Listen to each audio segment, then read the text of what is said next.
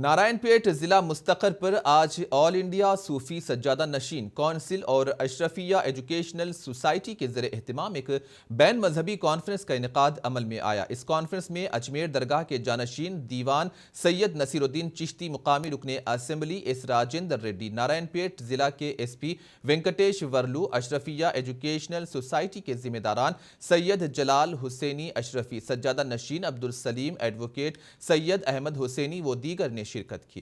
ملک کے موجودہ حالات میں بین مذہبی کانفرنسوں کی اہمیت کو اجاگر کیا۔ یاد رہے کہ سید جلال حسینی اشرفی گزشتہ 25 برسوں سے اس طرح کے بین مذہبی کانفرنسوں کا انعقاد کرتے آ رہے ہیں، علاقے میں قومی یکجہتی اور بھائی چارے کو فروغ دینے میں نمایاں کردار ادا کر رہے ہیں۔